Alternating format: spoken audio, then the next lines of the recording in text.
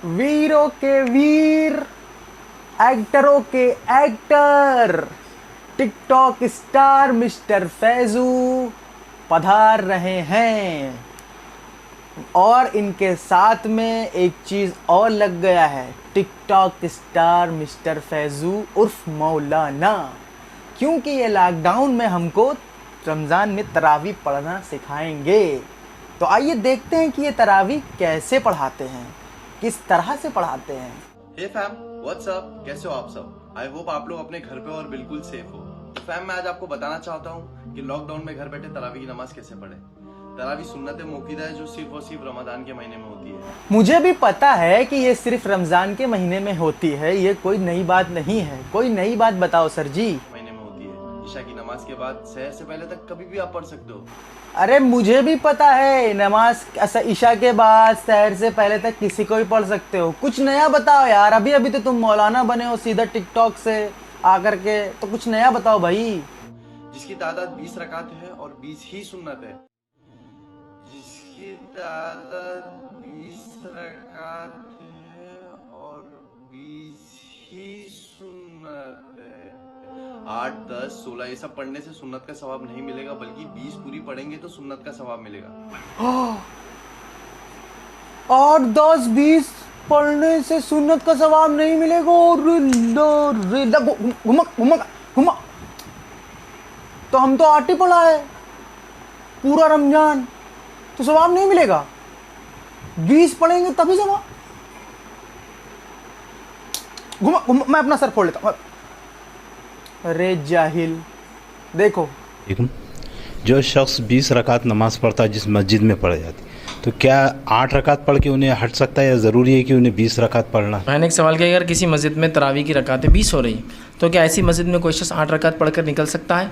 तो देखिए, कोई भी इबादत जो फ़र्ज से हटकर हो, इंसान को इख्तियार है जितना चाहे करे और जब चाहे निकल जाए। तो लिहाजा वो 2 पढ़कर भी निकल सकता है, 4 पढ़कर भी निकल सकता है, 6 पढ़कर भी निकल सकता है, 8 पढ़कर भी निकल सकता है, 10 पढ़कर भी निकल सकता है। पूरी 20 होने के बाद आपके साथ वितर ना पढ़ के अपनी नमाज़ें और भी पढ़ सकता है, उसको शरीयत ने पूरा इख्तियार दिया है। ठीक है, तो लिहाजा चूँकि ये नमाज नफिल है हमारे लिए, हाँ इसकी रकातों की तादाद सुन्नत के अतबार से तो 8 ही होंगी, उससे ज़ायद नफिल में आएंगी, तो लिहाजा वो पढ़े। हाँ, क्या एक जगह 20 हो रही तो क्या 20 ज़रूरी है? बिल्कुल ज़रूरी नहीं। आम उसूल है, फ़र्ज़ के अलावा तमाम इबादतों में आपको इख्तियार है 2-2 करके नमाज़ें में। तरावी लेडीज जेंट्स हर अडल्ट मुसलमान पर सुन्नत मौक़ूदा है, यानी बिला वजह छोड़ेंगे तो गुनहगार में नाम शामिल होगा हमारा। बिला वजह छोड़ेंगे तो गुनहगार में नमाज। भाई फैजू तुम कहाँ थे यार? अभी अभी तो तुम आए हो। बिला वजह छोड़ेंगे तो गुनहगार में शामिल होगा। अरे जाहिल, मैं तुमको बता देता हूँ आज, सुनो अच्छे से। तरावी नफली इबादत है, फ़र्ज़ इबादत नहीं है।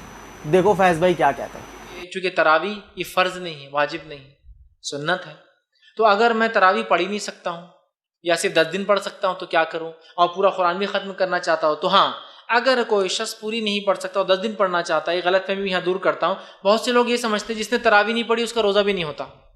ऐसा बिल्कुल नहीं। तरावी एक अलग इबादत, रोज़ा एक अलग इबादत। और तरावी वैसे भी छोड़ने से तरावी कोई इंसान गुनहगार नहीं होता। क्यों? इसलिए कि तरावी ये फ़र्ज़ और वाजिब नहीं, ये सुन्नत है। सुन्नत मौक़ूदा आप कहिए, आप हमेशा पढ़ते थे, लेकिन ये वाजिब नहीं, इसके छोड़ने से गुनहगार नहीं होता इंसान, लेकिन पढ़ने से सवाब का मुस्तहिक़ होता। कितने बड़े सवाब, गुफ़िर लहू, पूरे पिछले गुनाह माफ़ हो जाते हैं। ठीक है, तो अब फैजू बताएंगे कि आप घर बैठे कैसे तरावी की फजीलत पढ़ सकते हैं।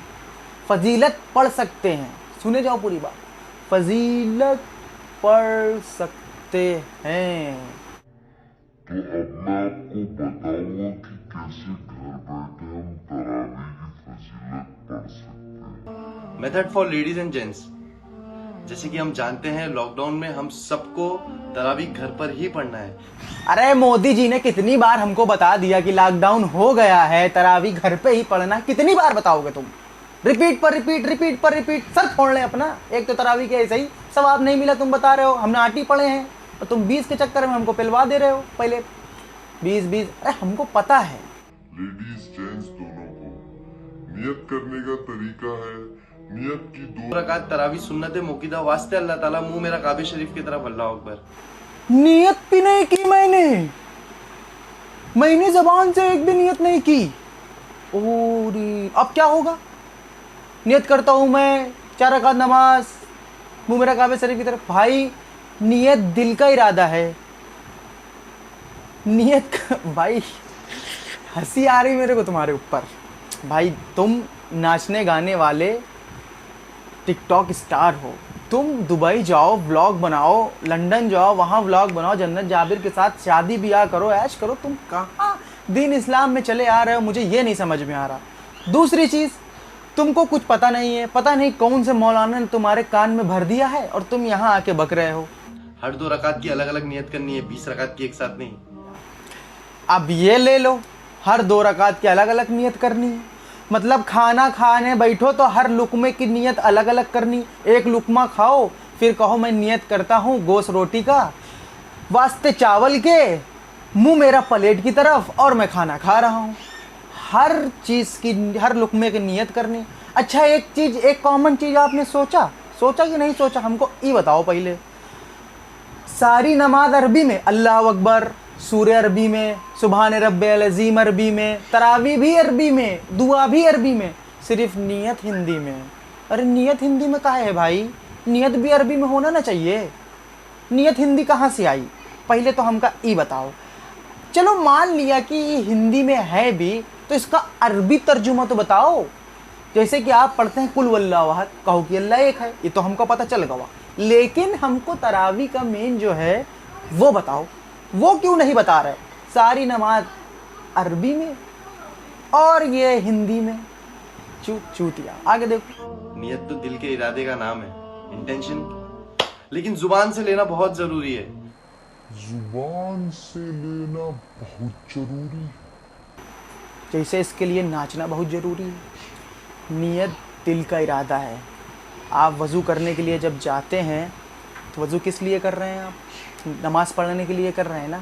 आपकी नियत हो गई, आप बीच रास्ते से जा रहे हैं, ठीक, 2 मोड़ हैं, एक लेफ़्ट एक राइट, रिक्शे पे बैठे हुए हैं या खुद बाइक चला रहे हैं, तो क्या आप ज़बान से कहेंगे मैं नियत करता हूँ सीधे रोड के, हंक बाइक के, पीछे राइट के, मुंह मेरा सामने, मैं लड़ ना जाऊँ? ऐसा बोलेंगे क्या? नियत दिल में, मुझे पता है कहाँ मुड़ना है। नहीं, अगर पता और रिक्शे पे बैठे तो आप बोल दिए बाएं मोड़ लो भैया, दाएं मोड़ लो, हो गया ख़त्म। ऐसे लोगों की चीज़ों में मत आओ। ये आप नाचने गाने वाले आपको दीन सिखाएंगे।